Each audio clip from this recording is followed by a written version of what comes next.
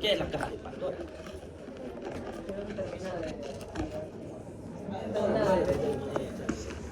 Entonces, no sabemos lo que nos podemos encontrar en esa caja de Pandora.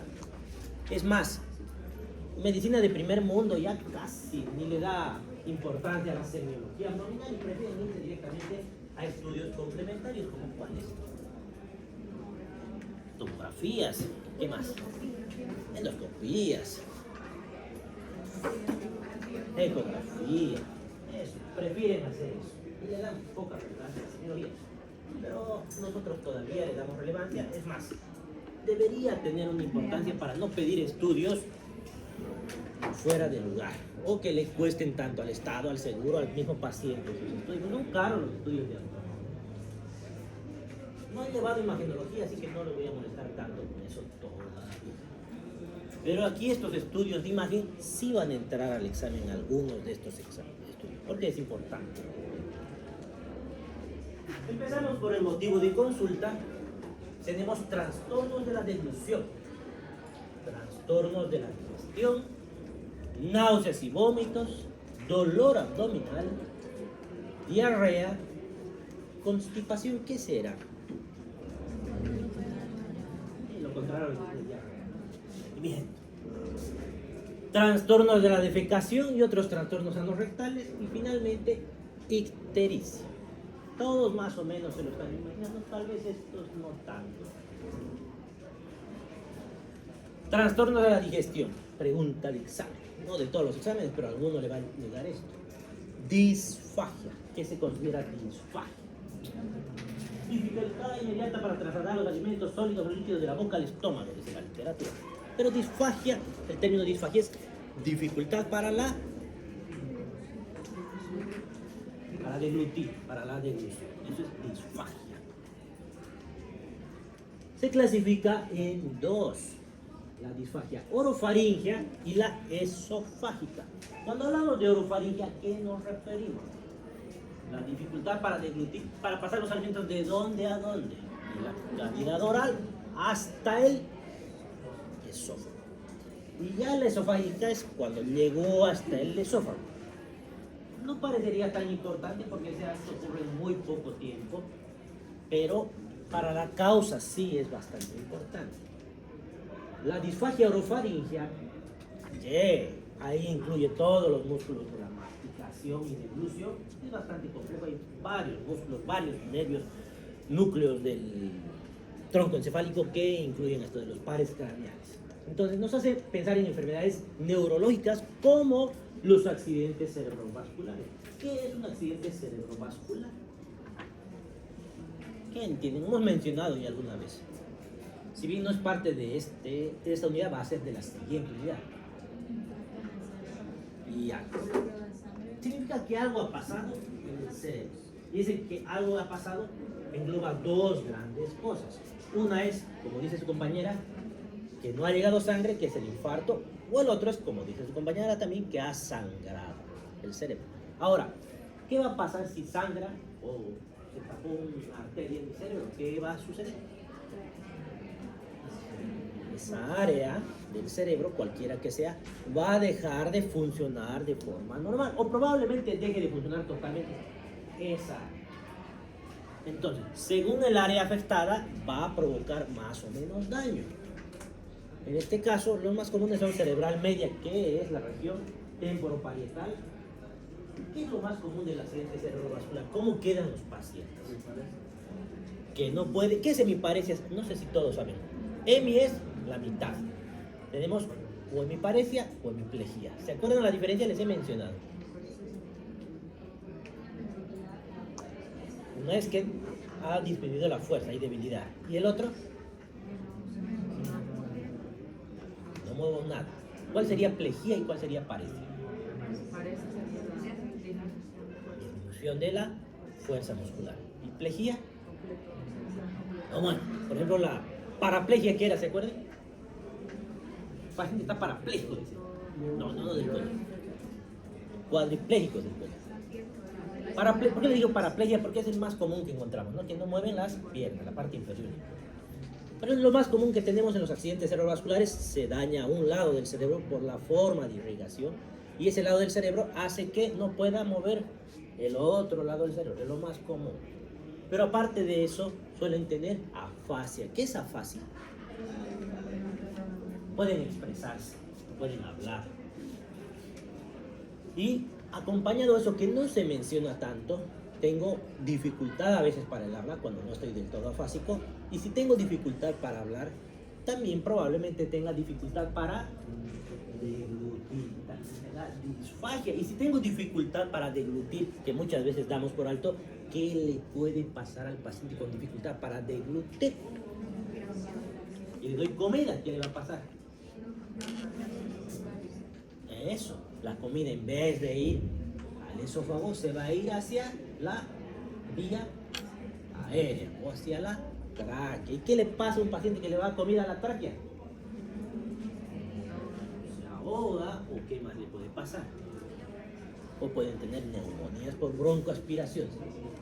Entonces, dificultad para iniciar la deglución y porque la misma se asocia con regurgitación nasal, tos, sensación de ahogo, neumonías, inhabilidad para masticar, para propulsar, babeo, dificultad para iniciar el acto de deglución. A ver, vamos uno por uno. Dificultad para iniciar la deglución. Y hemos mencionado, los músculos no están coordinando bien, la mitad está bien, la mitad no, y puede pasar una parte del alimento a la vía aérea. ¿A qué se referiría regurgitación nasal? ¿Qué es regurgitar? Nasal sería que devuelva alimento por la nariz. Tos, ¿por qué tendría que tener tos ese paciente?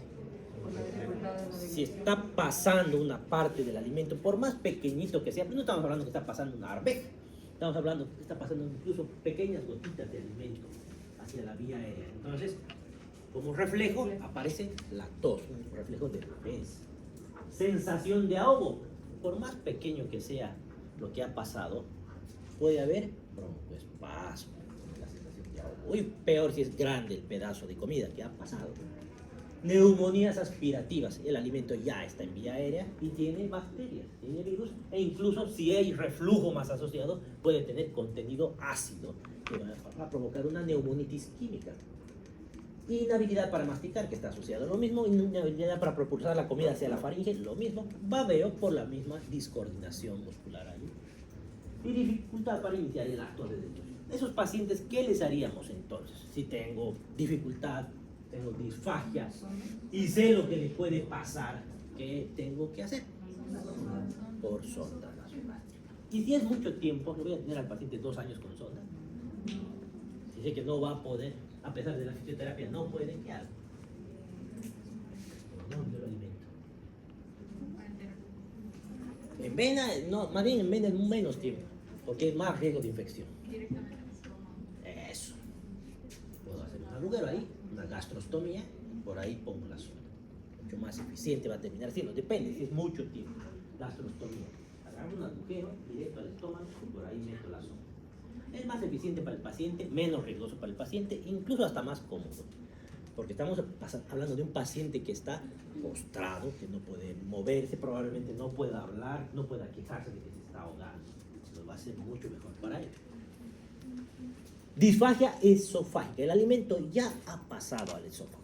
Y una vez que pasó al esófago, tengo lesiones mecánicas obstructivas o trastornos motores. No se asocia a regurgitación nasal porque el alimento ya está en el esófago. No hay tos o neumonía aspirativa. El paciente localiza el síntoma, sabe que le está molestando. Alguna vez, no sé si les ha pasado, que quieren comer algo demasiado seco y sienten que se quedó por ahí. A eso se le llama la disfagia esofágica. Y el paciente localiza, sabe que algo está mal por ahí, tiene dolor torácico, puede tener una regurgitación tardía. Puede haber odinofagia, otro término para el examen, odinofagia. Uno era disfagia, ¿qué es? Disfagia es dificultad para deglutir. Odinofagia es dolor a la deglución. ¿Qué puede verse en otras patologías? ¿En qué otra cosa pueden ver odinofagia, por ejemplo? Aunque no tenga disfagia, pero se quejan de dolor al tragar. Una amigdalitis puede tener odinofagia. ¿Ya? No es exclusivo de la disfagia la odinofagia. La disfagia esofágica puede ser tanto sólidos como para líquidos. O puede ser progresiva. Lo normal es que sea progresiva. ¿Qué significa que sea progresiva? Primero se van a quejar de que los sólidos no están pudiendo pasar y por tanto, ¿qué hacen si no pueden pasar sólidos? Agua tomada cada rato para pasar esos sólidos. Y luego con el tiempo, ni siquiera los líquidos pueden pasar. Ya, a eso se llama disfagia progresiva y nos ayuda en el diagnóstico diferencial. Esto no sé por qué remarcado, pero está ahí. Las diferencias. Aquí era un video que no sé por qué ya no funciona, que funcionaba antes, debe ser cosa del Office. Es lo que mostraba el video, que tomaba el líquido que estaba ahí en amarillo y ese líquido debería pasar aquí, pero por algún motivo una parte pasaba a la vía. Era lo único que mostraba el video, por si acaso. Diagnóstico diferencial. Ahí tengo que tener en cuenta la odinofagia. Pero hemos dicho que la odinofagia puede haber en la disfagia, es parte. Pero podemos ver, como dijo su compañera, por ejemplo, una amigdalitis, tengo una odinofagia que no tiene nada que ver con la disfagia. Hay que buscar la causa de la odinofagia. Globo histérico, que los pacientes aseguran que se les ha quedado la comida ahí trancada por algún motivo y no hay nada. Eso pasa en los pacientes con crisis histéricas, crisis de ansiedad.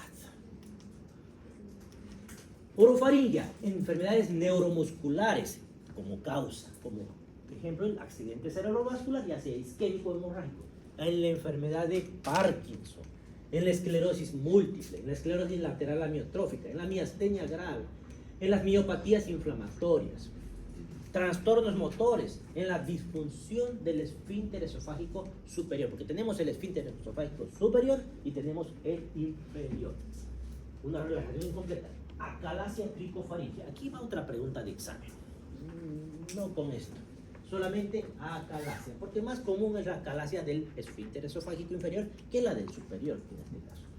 El término acalasia, ¿qué significa? Que hay una falta de relajación del esfínter esofágico. Más común es la inferior. Si no relaje, ¿para qué sirve el esfínter esofágico inferior, por ejemplo?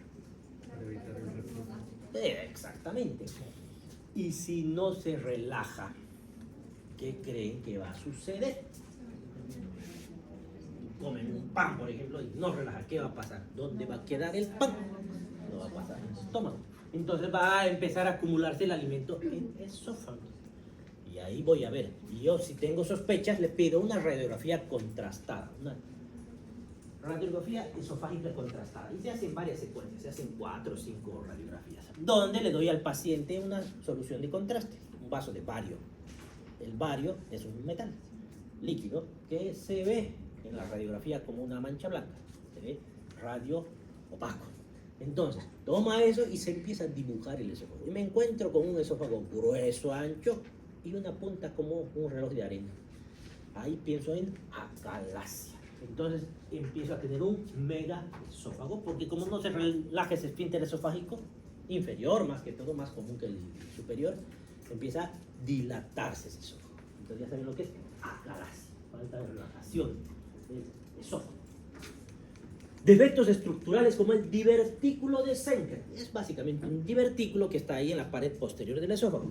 Más lo van a entender con una imagen. Ahora se las voy a mostrar. Neoplasias, resecciones quirúrgicas, radiación de la orofaringe, compresión extrínseca como bocio. ¿Qué era el bocio? Hipertrofia de la glándula. ¿Y qué tiene que ver eso con la disfagia? Puede comprimir. Osteofitos, ¿qué es un osteofito? Eso todavía no sé si habrán visto. Osteofitos son crecimientos óseos que se ven bastante comunes en enfermedades reumatológicas como la artritis reumatoidea. Imagínense la vértebra que está aquí y llega hasta por acá y empieza a crecer por acá. Un pedazo de hueso como un pico del loro. El pico del loro le dicen los rayos también. Y eso obviamente hace compresión sobre el esófago. Este es el divertículo de Senker. Es esa bolsa, es una debilidad de la pared del esófago que hace que se cree una bolsa ahí paralela donde se acumula alimento. Y ahí los pacientes tienen muchas veces disfagia o disofagia y halitosis. Y halitosis es otro término que voy a entrar a preguntar en el examen. Y halitosis es mal aliento. Disfagia esofágica, trastornos motores como la acalasia, que ya hemos mencionado que es, el espasmo esofágico difuso, que para ¿Qué particularidad tiene esta patología? Es el primer diagnóstico diferencial del infarto agudo de miocardio, que significa que muchas veces lo que creen que es un infarto en realidad es un espasmo esofágico difuso. Entonces, ¿de qué se quejará el paciente? ¿Ah? Dolor torácico, y como el esófago pasa por aquí, muchas veces el retroesternal piensan que es miocardio, ¿no? Esclerodermia. Esclerodermia es una enfermedad autoinmune que afecta el tejido conectivo y lo va reemplazando con tejido más sólido. Y la piel de los pacientes se va endureciendo como si fuera un plástico más o menos. Los dedos, al endurecerse todo el tejido conectivo, ni siquiera pueden moverse, quedan como maniquís básicamente. Al principio la expresión facial de estos pacientes cambia de tal manera que al principio se sienten felices porque rejuvenecen. ¿Por qué? Porque pierden todas sus arrugas faciales y con el tiempo empiezan a plastificar la piel. Van a ver eso, hemos visto por lo menos 2 al año en el hospital. Estos pacientes, ese tejido conectivo, no solamente se afecta a la piel, también las mucosas, entre ellas las del esófago, y por tanto terminan haciendo disfagia y reflujo y se alteran los esfínteres esofágicos ambos. Lesiones estructurales obstructivas, intrínsecas o extrínsecas. Intrínsecas, la estenosis péptica. ¿Qué será una estenosis péptica? Ahí vamos a buscar el término péptica. Más comúnmente han debido escuchar lo que es una úlcera péptica, ¿no es así? ¿Qué entendieron por úlcera péptica? Lo que quieran, no hemos llevado, así que pueden equivocarse. Úlcera péptica, ¿qué entenderían por una úlcera péptica? ¿A qué les suena eso? Vamos a preguntar otra cosa, porque no respondí. ¿Qué entienden por una úlcera gástrica? Una úlcera en el estómago. ¿Qué sería una úlcera duodenal? Una úlcera en el duodeno. Cuando decimos úlcera péptica, es cuando no estamos seguros si será gástrica o úlcera péptica, en general. Es una úlcera en cualquiera de estos lugares. Péptica, ¿pero por qué péptica? Porque está producido por la pepsina. ¿La pepsina para qué sirve?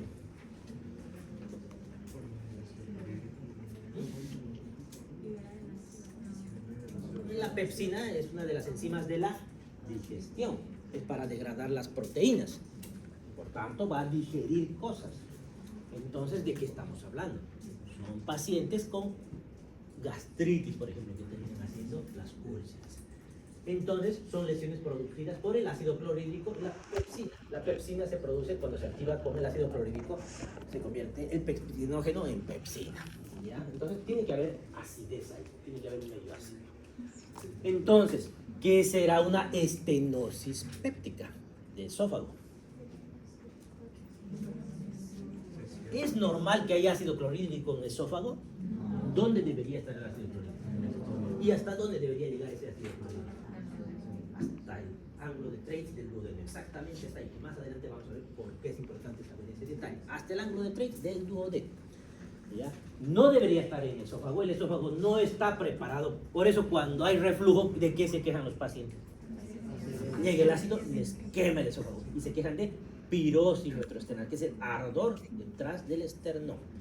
Entonces, estenosis péptica, ya podemos entender un poquito más. Estenosis péptica será cuando esa mucosa ha estado en contacto tantas veces con el ácido clorhídrico del estómago que se lastima, se ulcera. Y si hace una úlcera, las úlceras finalmente terminan cicatrizando. Y la cicatriz ya no es algo normal y retrae el tejido. Todas las cicatrices son retráctiles, ¿no? Entonces, todo alrededor del esófago hace una cicatriz y termina siendo una estenosis. ¿Se acuerdan que era estenosis?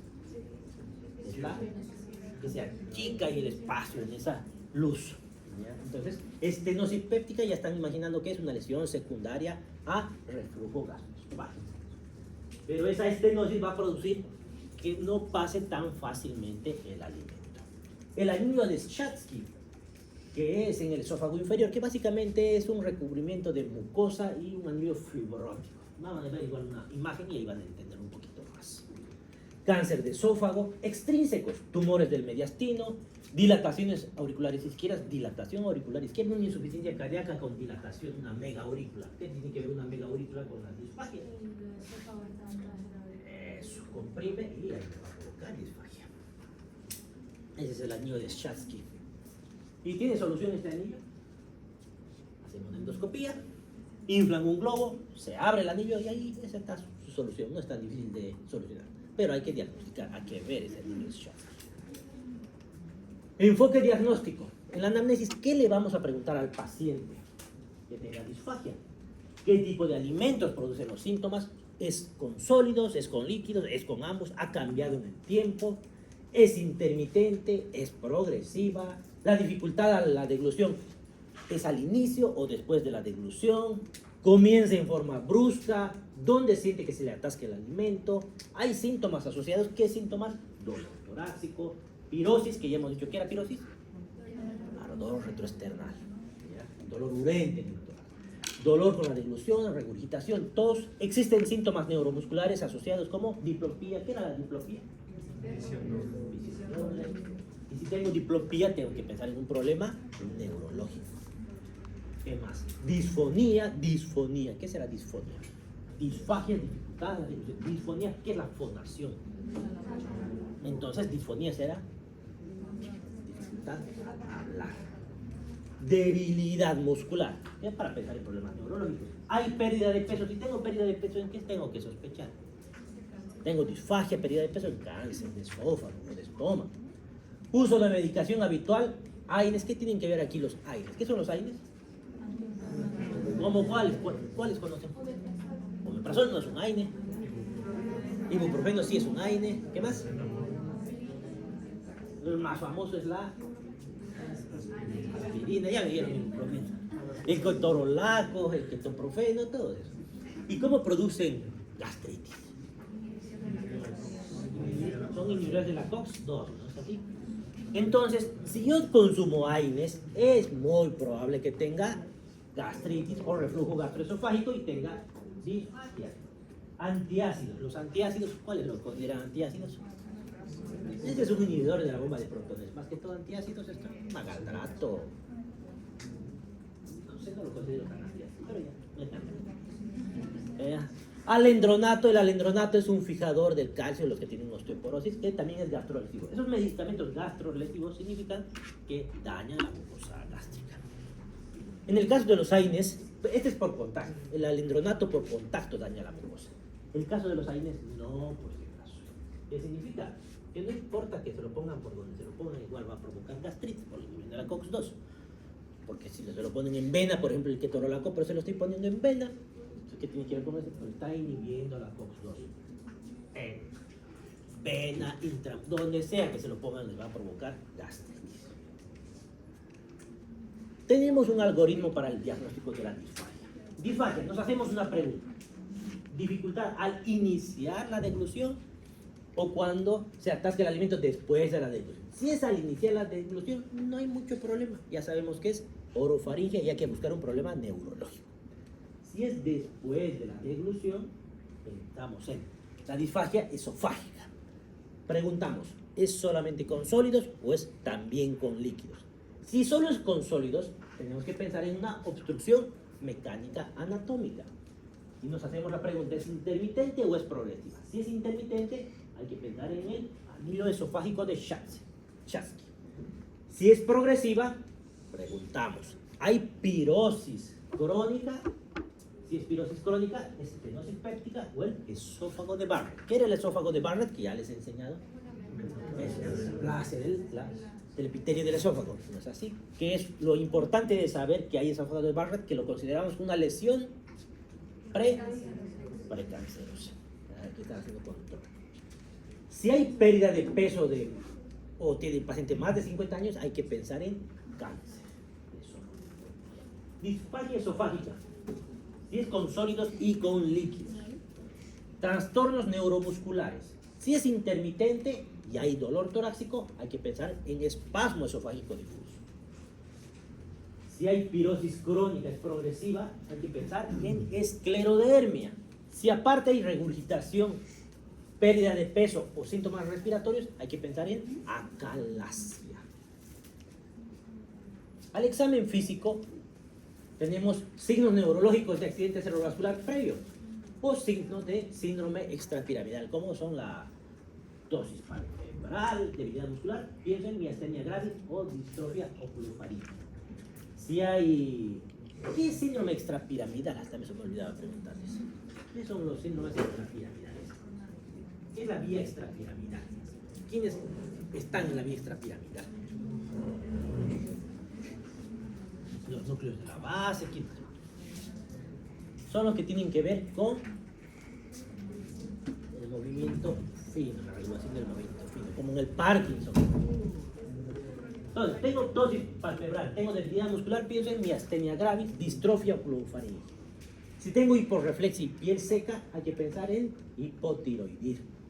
Si tengo una adenopatía cervical o supraclavicular, más que todo supraclavicular izquierda, hay que pensar en cáncer de esófago. Más que cáncer de esófago, cáncer gástrico, me acuerdo, la adenopatía supraclavicular izquierda, el signo de malignidad. Malignidad. Esclerodactilia, otro. ¿Qué es esclerodactilia? Esclero, ¿qué significa? No. La esclerótica, ¿cómo es? No. Duro. Está esclerosado, dices, ¿no? Ateroesclerosis. Arteriosclerosis. Esclerosis es duro. Dactilia, ¿qué es una dactilia? Los dedos. Esclerodactilia son estos dedos duros. Ya hemos mencionado, los dedos se ponen duros y hay telangiectasias. Hay que sospechar en esclerodermia. Cuando hay candidiasis oral, bueno, en realidad la candidiasis oral sospecho que es la candidiasis de su nombre. Cuando veo el famoso Muget, creo que Muget con dos Gs está en su libro. Muget es, recién ayer me enteré porque me dio curiosidad, ¿por qué le decimos Muget? Porque yo siempre asumía, Muget es candidiasis, ¿por qué le decimos Muget? Muget había venido de una palabra francesa que significa lirios de no sé qué lugar, que se ven las flores blancas, no sé si han visto esas flores blancas en el bosque, como los hongos de la cándida, pero le dicen Muget. Y en el hospital les encanta decir Muget, no le dicen candidiasis, por si acaso. Por algo.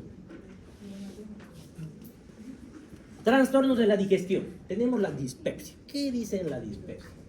Dolor o malestar localizado en el abdomen superior, crónico, recurrente, de una duración a menudo desencadenado por la ingesta. En realidad, dispepsia más fácil es dificultad para la digestión. Eso es dispepsia. ¿Y qué tiene esa dificultad para la digestión? Hay saciedad precoz. ¿Qué es saciedad precoz?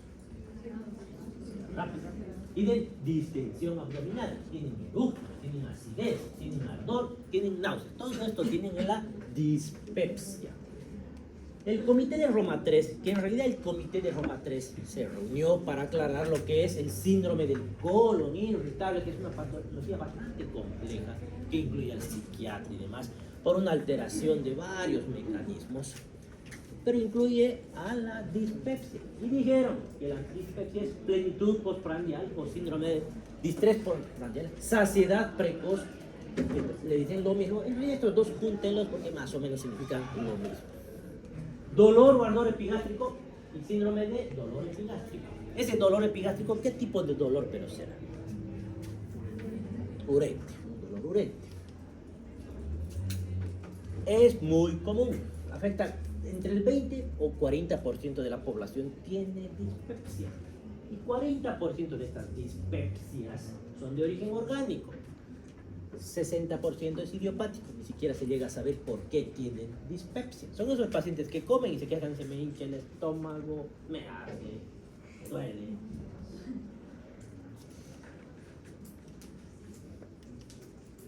Sensibilidad a la acidez gástrica está distorsionada. Estos pacientes muchas veces tienen mayor sensibilidad que la que deberían tener al ácido gástrico.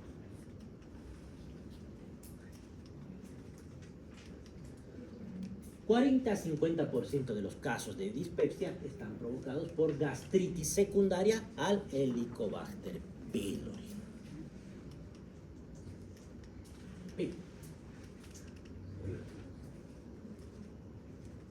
Trastornos motores, retraso de la evacuación gástrica por disminución de la movilidad del intestino delgado.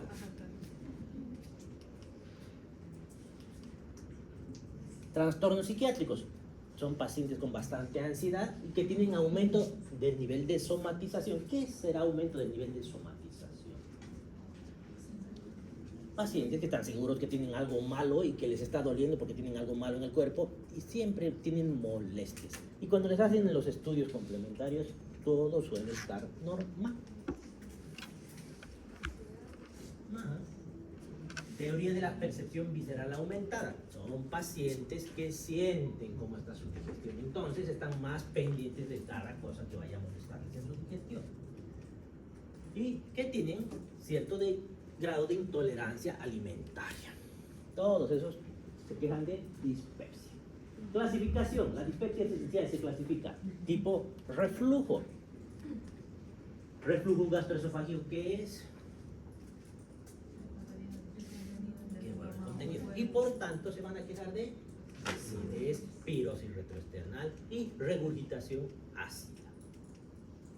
Dispepsia de tipo ulceroso. Tienen dolor en el epigastrio, que es de tipo urente. Calma con los antiácidos, despierta al paciente durante la noche y es de aparición intermitente de lo mismo. La dispepsia. Dispepsia de trastorno de la motilidad. Esto se va a ver con saciedad precoz, distensión postprandial. ¿Qué será distensión postprandial? Muy bien. Náuseas y vómitos, y habitualmente no tienen dolores los pacientes. ¿Ah? No, es que me identifico con Yo sé que todos se van a identificar en algún momento con... Todos han tenido dispepsia, pero hasta por ahí. ¿Por qué es tan común en los estudiantes de medicina eso? Es muy común. Nosotros así. Síntomas y signos de alarma que sugieren enfermedad orgánica. Si aparece uno de estos, hay que tener más cuidado. Que son que el paciente tenga más de 55 años cuando inició su dispepsia, obviamente. Anorexia y pérdida de peso, disfagia u odinofagia progresivos, vómitos persistentes, hematemesis, ¿qué era? Ictericia, con amarillo, patito. Anemia, utilización de AINES de forma crónica, obviamente. Antecedentes de fracasos terapéuticos previos, antecedentes familiares de cáncer gástrico y antecedentes de cirugía gástrica. Doctor, la persona que tiene manga Es muy probable que sufran porque está alterada ya la digestión, pero normalmente no debería sufrir. a no ser que no coman más proteína. Pero ¿y por qué tendría que comer más? Ya, el problema de la manga gástrica. ¿Saben todo lo que es manga gástrica? ¿Qué es manga gástrica? No. Esa es la cirugía bariátrica. Pero la manga gástrica es una manga. Alrededor, que les pusieran el tensiómetro, una banda les ponen. Pero cualquiera de estas, bariátrica, lo que quieran, pónganles en el mismo saco. Todas estas cirugías, ¿a quién se les hace? A la persona con sobrepeso. Ya, está mal hacer la cirugía, pues. Antes de la cirugía, ¿qué tienen que hacer?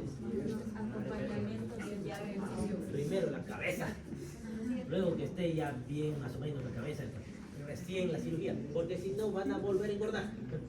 Porque ¿qué va a pasar con ese estómago que le han cortado un pedazo? Si siguen comiendo, ¿qué les va a pasar?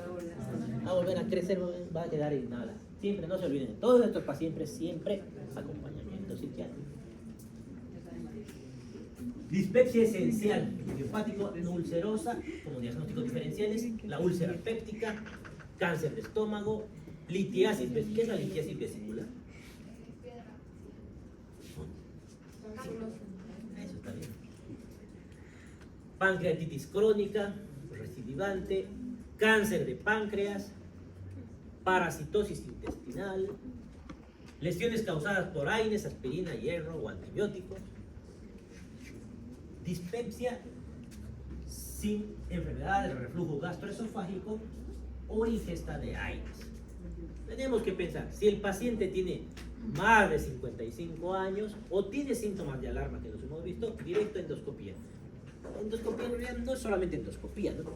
Endoscopía digestiva alta. ¿Qué significa eso?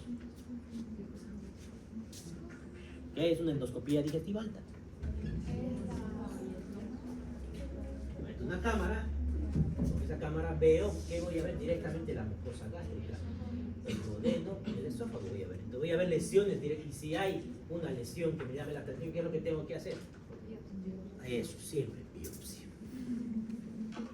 Aunque a veces les digo porque en el mismo hospital hacen endoscopía y no hacen biopsia. No tiene sentido. Imagínense hacer 2 endoscopías, eso debe ser muy incómodo. Si tienen menos de 55 años y no tienen signos de alarma o síntomas de alarma, tengo que hacer prueba para el Helicobacter pylori, que se hace con el aliento, por ejemplo. Si sale negativa, hago una prueba con inhibidores de bombas de protones, ¿como cuál? Por 4 a 6 semanas. Si fracasa ese tratamiento, hay que reevaluar el diagnóstico. Si es positivo para el Helicobacter pylori, depende. Hago el tratamiento. ¿Cómo es el tratamiento para el Helicobacter? Ya sé que hay llevado. Eso de triterapia más o menos, porque en realidad ya pueden haber 4 tratamientos. Pero vamos con su triterapia. ¿Cómo es?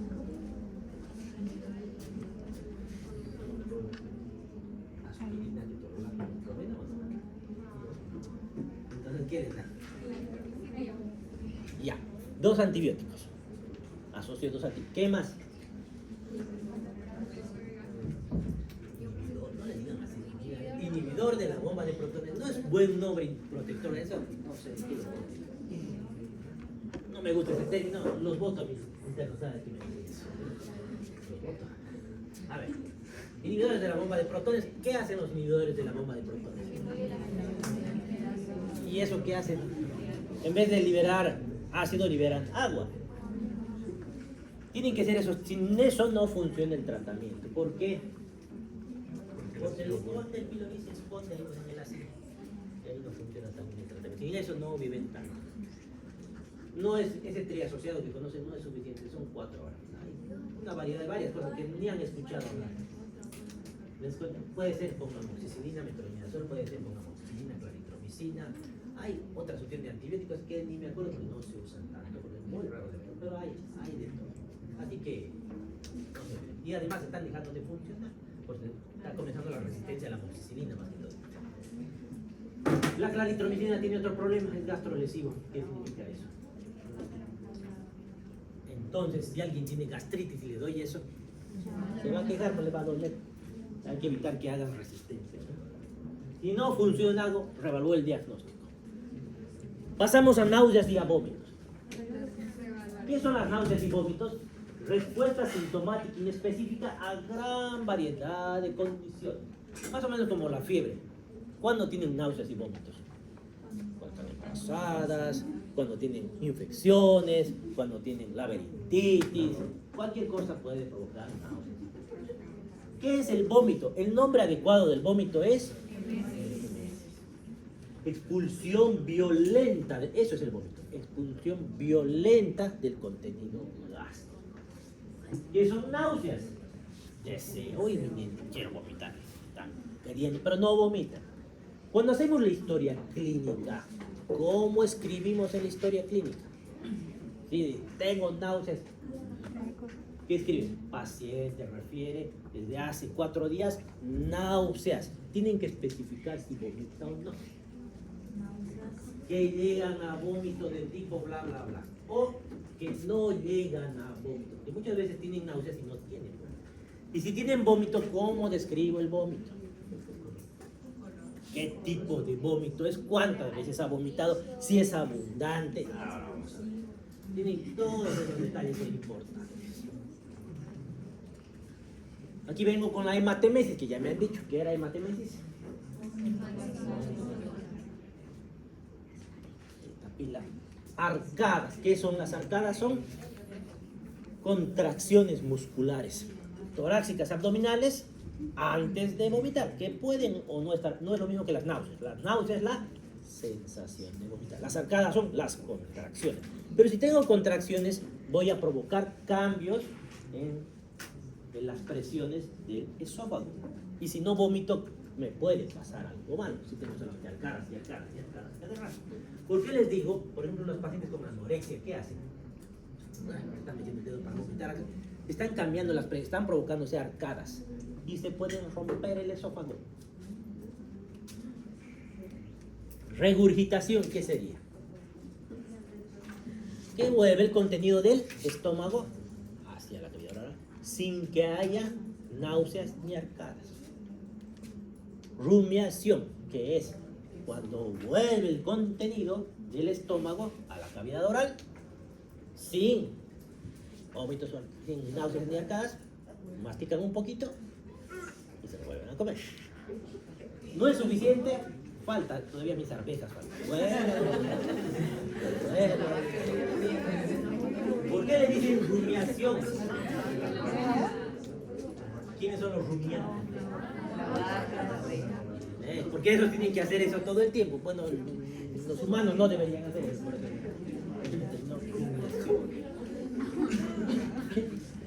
Los bebés, los niños suelen hacer eso, los adultos no deberían, porque les da. Tipos y clasificación. Aquí está lo que decía su compañera. Tipos de vómito. Vómito alimenticio, por ejemplo. Es alimento sin digerir. Si el alimento está sin digerir, si sale su arvejita y su papita completa, estenosis grave, acalasia o divertículo de Schenker. Tengo que pensar. Si el alimento está parcialmente digerido, hay que pensar en gastroparesia u obstrucción pilórica o el síndrome pilórico. ¿Les dije que era síndrome pilórico? ¿Qué es el síndrome pilórico? A ver, ¿dónde está el píloro? Píloro. ¿Qué es el píloro? Eso. Entonces es la frontera entre el estómago y el duodeno. El síndrome pilórico hace que no pasen los alimentos del estómago hacia el duodeno. Y si no pasan los alimentos, ¿qué va a suceder? ¿Se acuerdan de la acalasia? Algo parecido. El síndrome pilórico generalmente es por estenosis, por úlceras pilóricas. Esas úlceras pilóricas provocan estenosis, esas cicatrices. Y eso va a dificultar el paso del alimento. Y por tanto, ¿qué le va a pasar al paciente? No puede pasar. No pasa la alimentación. Y va a haber un mega estómago. ¿Y se va a poder nutrir el paciente? No. Al examen físico ponemos el bazuqueo gástrico, por ejemplo. Puedo tocar el estómago. ¿Cuántas horas tiene que estar la comida en el estómago? De 2 a 4 horas. Y si está más de 4 horas, tengo que sospechar en un síndrome pilórico.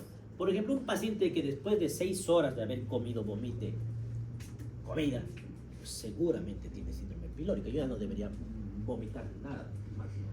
Sí. Entonces ahí el síndrome pilórico. Gastroparesia, ¿qué es? Paresia, ¿se acuerdan de mi paresia qué era? Gastroparesia, ¿qué será? Ya, es como un estómago perezoso, más o menos. Su peristaltismo está disminuido. No importante, igual pueden acordar. Si vomita bilis, excluye que la obstrucción sea proximal a la ampolla de Vater. ¿Por qué? ¿Dónde se libera la bilis? En la ampolla de Vater. ¿Dónde está la ampolla de Vater? Entonces, si hay bilis, seguro que el problema está después. Entonces ya está excluido el síndrome pilórico, está excluida la acalasia y demás cosas. Hematemesis. De aquí van a salir unas 10 preguntas de examen, porque es como cascarita esto. La hematemesis es un sangrado proximal al ángulo de Treitz. Ahora sí les voy a enseñar a detalle esto. Les voy a repetir muchas veces porque vienen varias cosas que salen de aquí. ¿Dónde está el ángulo de Treitz? Es el ligamento de Treitz. ¿Dónde está eso? ¿Qué divide? Está colgando ahí el intestino. Pero es el lugar justo del ángulo de Treitz que le decimos porque está colgando ese ligamento. Divide una parte del duodeno con el... O sea, desde el esófago hasta el ángulo de Treitz va a venir una patología y de ahí para abajo otra. ¿Por qué? Porque hasta ahí llega el ácido gástrico. No pasa del ángulo de Treitz. ¿Por qué es importante saber esto? Porque hay lo que se llama la hemorragia digestiva. ¿Qué es hemorragia digestiva? Que sangre en alguna parte de mi intestino.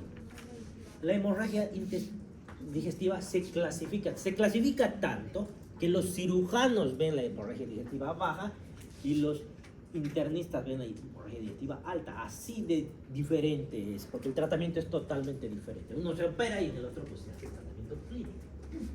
Entonces, La hemorragia digestiva alta está por encima del ángulo de Trace y la baja por debajo. ¿Cómo me voy a dar clínicamente cuenta? ¿Cómo voy a diagnosticar al paciente?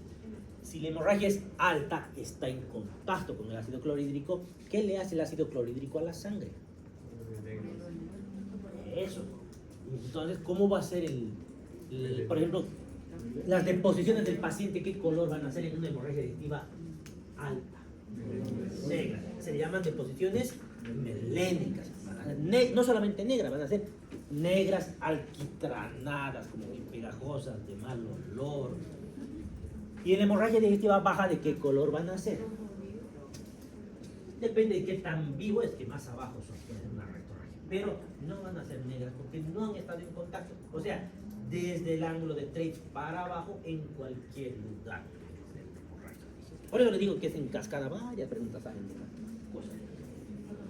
¿Qué más va a tener el paciente que tenga hemorragia digestiva alta? Hematemesis, vómitos con sangre. Vamos a ver ahora cosas más adelante. Vamos a avanzar. Como aquí, vómito en borra de café. ¿Qué es esto?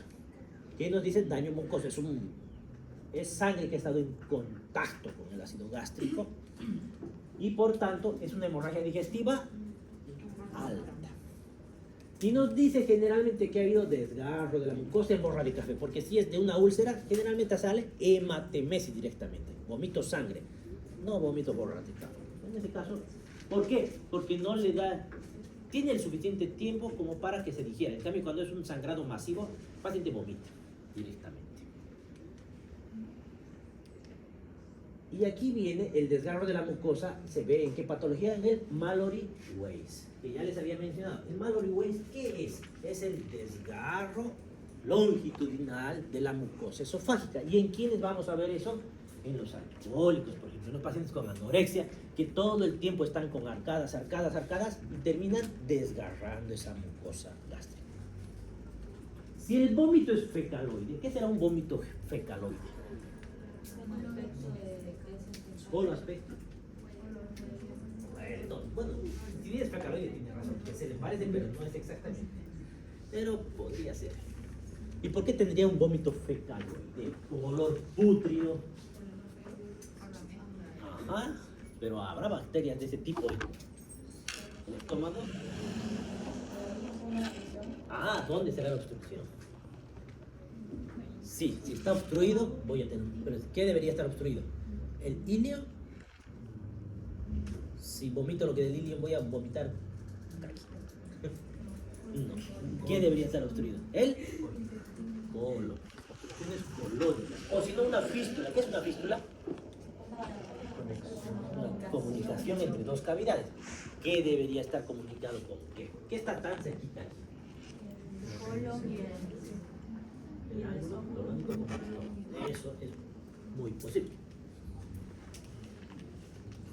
Ahí tenemos. Obstrucción intestinal o colónica y fístulas gastrocolónicas. Pero intestinal y colon estamos hablando, no puede haber el otro. Tiempo del vómito. Si vomitan por la mañana, hay que sospechar el embarazo de las mujeres, uremia. ¿Qué será la uremia? Síndrome urémico también. ¿Qué será uremia? Se considera el aumento de la urea. ¿Y por qué podría aumentar la urea en sangre? ¿De dónde viene la urea? Lo que dijo estaba bien. ¿De dónde viene la urea? De la digestión de las proteínas, la carne más que todo. ¿Y por dónde se elimina? Entonces, para que aumente mi urea en sangre, ¿qué tiene que pasar? Tiene que estar fallando mi riñón que me pueda eliminar. Pero depende de qué tanto aumenta. Por ejemplo, en la hemorragia digestiva se ve un aumento de la urea con una creatinina normal. Pero no aumenta tanto, aumenta 80, 70. ¿Cuánto es la urea normal? Necesito que memoricen ciertas cosas. Porque siempre que pregunto en el hospital a los internos, incluso no saben. Saben que es la química sanguínea, ¿no? ¿Qué entra en la química sanguínea? Amilasa, lipasa, ¿qué más? Creatinina, urea, todos esos valores. Pero no necesitan memorizarlos todos. Pero ¿cuáles sí tienen que memorizar? Creatinina, urea, ¿qué más? Nitrógeno ureico en sangre. No es lo mismo que urea, por si acaso. Sería bueno que lo memoricen. ¿Qué más? triglicéridos, colesterol, bilirrubinas y fraccionadas. ¿Qué más? Hasta por ahí deberían memorizar. Otras cosas, y pásame Lázaro, no son tan comunes, pero esas que les he mencionado, por lo menos de esas memoricen, les va a servir harto en la práctica. Igual que en el hemograma que tienen que memorizar, el número de glóbulos rojos, el número de plaquetas, de blancos, con que sepan eso ya es un buen paso. Entonces, si sube de 200 la urea, tienen el síndrome urémico y tienen náuseas y vómitos. Ingesta alcohólica, los alcohólicos su resaca la vomitan al día siguiente. Aumento de la presión intracraneana. Esto me interesa que sepan, porque más adelante van a preguntarles cuando lleven medicina interna o de urología. ¿Qué será la presión intracraneana? PIC, le decimos nosotros. Presión intracraneana. ¿Qué será la presión intracraneana? Presión intracraneana. Presión dentro del cráneo. Ahora, ¿el cráneo se puede distender? No, solamente en los niños por sus fontanelas, ¿no? Pero en los adultos no. ¿Y de qué va a depender la presión intracraneana? Depende del contenido dentro de ese cráneo. Hay tres cosas que tenemos en la cabeza, básicamente, ahí adentro. ¿Qué tenemos dentro de nuestra cabecita? Uno, la sangre. Y lo que más hay es encéfalo, ¿no? Que eso incluye al cerebro, cerebelo, el tronco encefálico, todo eso. Todo eso interviene en la presión intracraneana. ¿De qué se nutre el cerebro? Tiene que llegar esa sangre. Por algún lado tiene que llegar. ¿Por dónde llega el cerebro? ¿Ah? Por la vena yugular, así. Ah, no es por la vena yugular. ¿Por dónde es? Por la carótida. ¿Quién más? No solamente son carótidas. La vertebral, la basilar, por todas. Ahora, esa sangre para llegar, primero que está ahí arriba. Y para subir las cosas tienen que vencer la gravedad. Segundo, tienen que vencer esa presión, porque si ahí está provocando una presión, todo eso, no es fácil entrar ahí. Para lograr ingresar ahí, hay que vencer esa presión. Y para que logre eso, necesito que tenga una... ¿Cuál es la presión más importante de él? La presión más importante. Sí, ¿cuál es? ¿Cuál es la presión arterial más importante? ¿Cómo la hidrostática? No voy a matar. Les he preguntado en el examen, me han respondido. La presión arterial media. Entonces, mi presión arterial media va a depender de mi PIC. Acuérdense eso, no va a ser así. Si tengo algo que suba mi PIC, ¿qué puede subir mi PIC?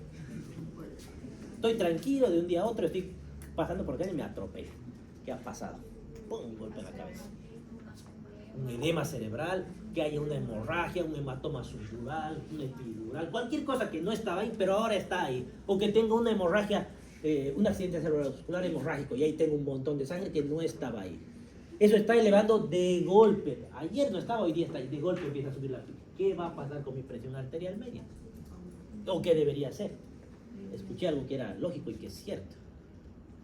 Si mi PIC sube, ¿qué va a pasar? ¿Le va a costar a la sangre llevar? Entonces voy a hacer isquemia. Para que no haya isquemia, como la prioridad del cerebro, ¿qué tiene que hacer mi presión arterial media? Tiene que aumentar.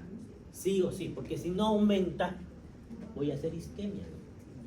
Por eso los pacientes, cuando tengan este tipo de eventos, no les ponen un hipertensivo, porque llegan a los centros de salud. El paciente está hipertenso, le pondré un nifedipino sublingual. Llegan y ya están peor todavía. Primero evalúen por qué ha subido la presión.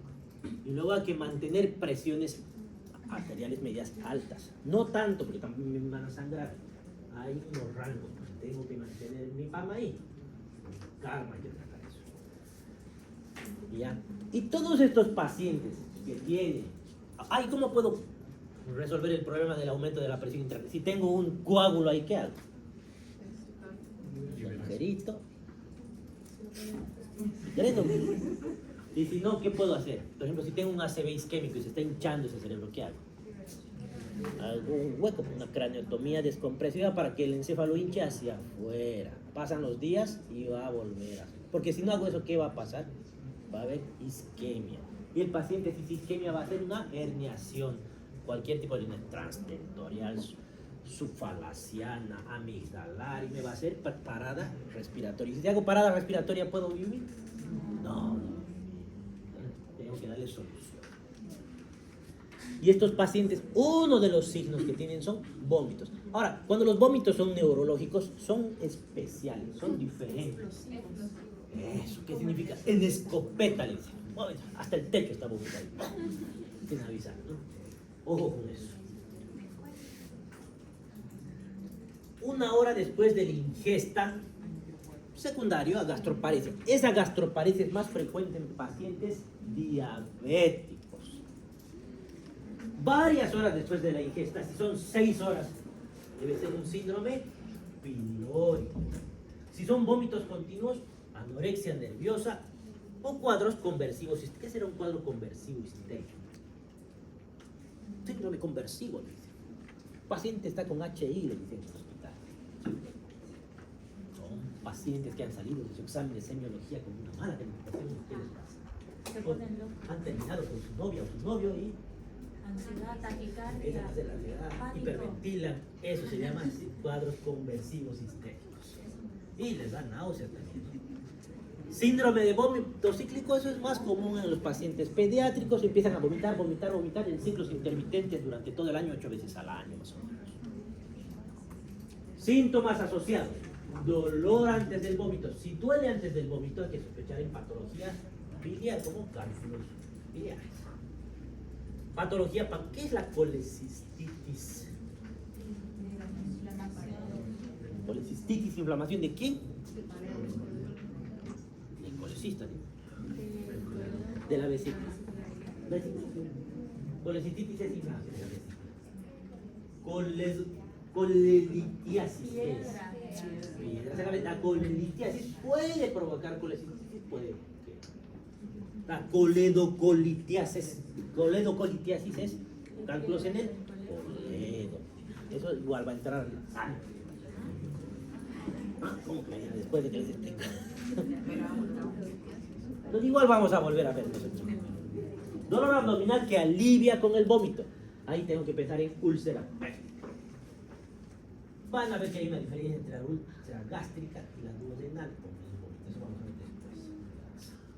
Pérdida de peso, cáncer, úlcera o puede haber una obstrucción pilórica. Si hay zumbido, vértigo, el síndrome de Menier, que es por estrés. Menier o enfermedad de Menier. Vértigo, cefalea, alteración de la conciencia, alteraciones visuales, rigidez de nuca. Rigidez de nuca. Meningitis. Patología del sistema nervioso central. La rigidez es más de meningitis, no solo de meningitis, hay una más. La hemorragia subaracnoidea. Igual es meningitis. Si hay fiebre, diarrea y mialgia, ¿sin qué tengo que sospechar? Es infección. Hay algo que se llama infección gastrointestinal, hay algo que se llama gastroenterocolitis aguda. Venga, van a ver, por todos lados van a decir, chica. No saben qué es gastroenterocolitis aguda. Secundaria, infecciones generales. Complicaciones. El síndrome de Mallory-Weiss, ahí está el desgarro de la mucosa. Este es peor, el síndrome de Boerhaave. El síndrome de Boerhaave es cuando no solamente se desgarra la mucosa, se perfora el esófago. Y si se perfora el esófago, ¿qué le va a pasar al paciente? Si sale mi salchipapa directamente a mí. ¿A dónde va a salir el contenido? ¿Quién está? Voy a provocar una mediastinitis con 95% de mortalidad.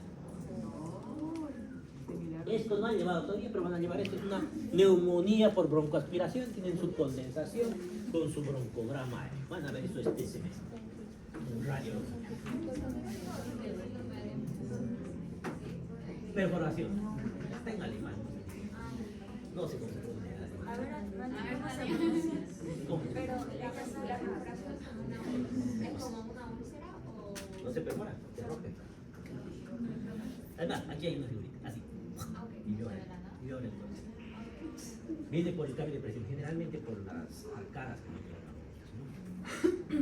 ¿Qué más? El Mallory-Weiss con su botella está porque es generalmente los alcohólicos. Contexto clínico. Urgencias abdominales. Ya no tengo pila esta porquería de pila.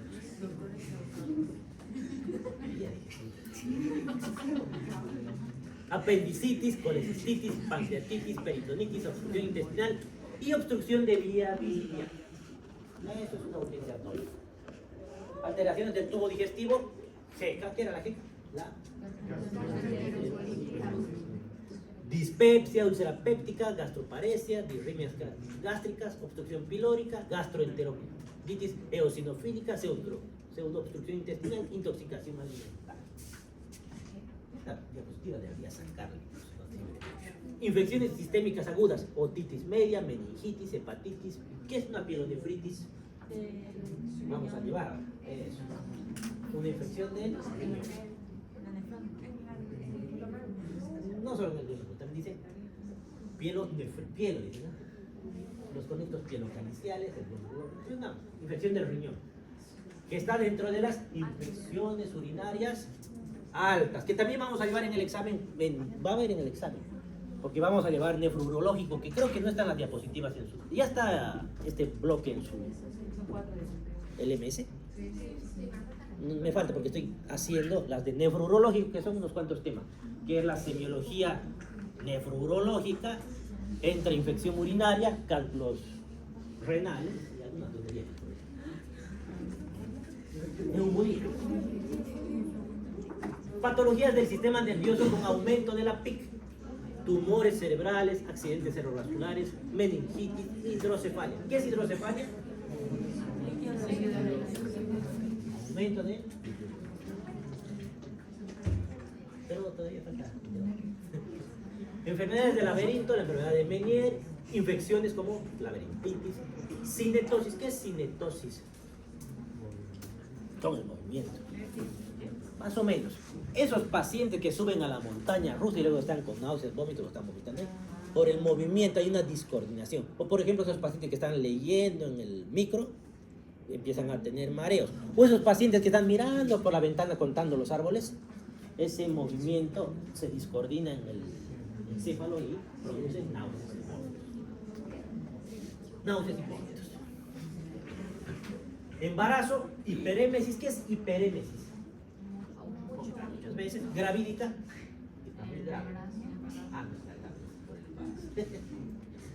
¿Qué más? Hígado graso.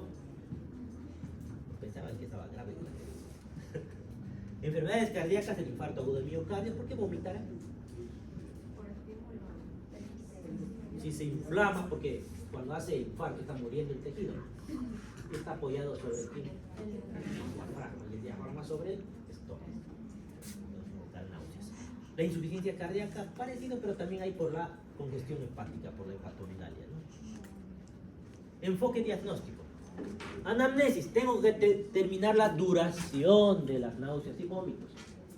Y al examen físico, fuera de, si es que llego a ver vómito y todo, signos de deshidratación, porque el paciente con vómitos, ¿de qué se va a complicar? Si vomita mucho se va a ir deshidratado. ¿Y por qué? Porque ni siquiera va a poder consumir líquidos ni alimentos. A eso también se anota en la historia clínica. Paciente con náuseas y vómitos hasta la intolerancia oral, tiene que decir. Significa que no pueden tolerar nada ahí. ¿Qué les va a pasar si no toleran nada? Se van a deshidratar. Y por tanto tengo que ver los signos de deshidratación, como el signo del pliegue, que no le hacemos aquí. Signo de pliegue aquí no le puedo. Tengo que ver si hay distensión abdominal. Tengo que ver si hay peristalsis. ¿Cómo voy a evaluar la peristalsis en el examen físico? ¿Qué es la peristalsis? ¿Cómo podría evaluar en el examen físico? ¿Qué comprende? Eso. Ruidos y raídos. ¿Cuál es el orden del examen físico?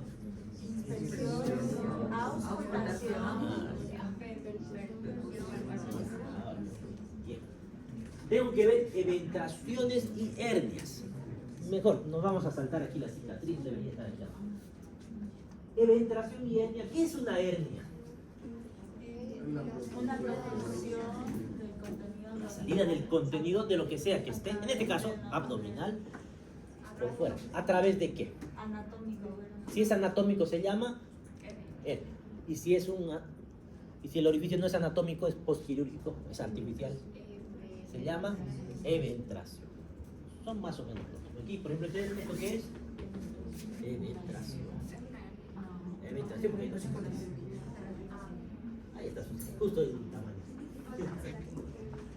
Sí, ya.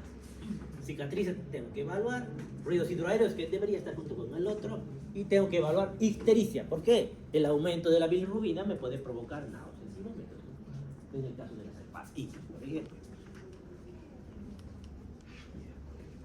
Dolor, hasta aquí llega. Dolor abdominal. Ruidos hidroaéreos. Lo van a ver de aquí en adelante, porque a nadie le gusta escribir ruidos hidroaéreos por el motivo de que marca.